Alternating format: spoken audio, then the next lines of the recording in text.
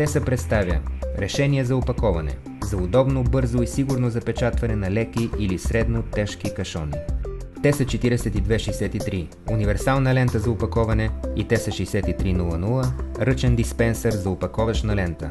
Теса 4263 лента се базира на 25 микрометрова полипропиленова основа с лепило от синтетичен каучук, като осигурява добра адхезия в различни диапазони на температурите. Теса 4263 лента е подходяща за използване с ръчен дозатор Теса 6300.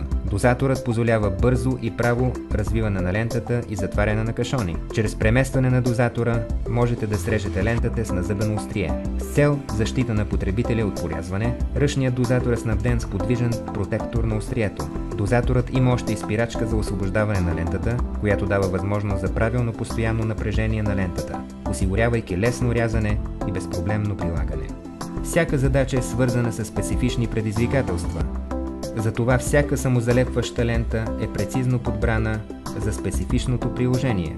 Всички ленти се характеризират с качеството на Теса, качество, на което можете да разчитате за най-добри резултати.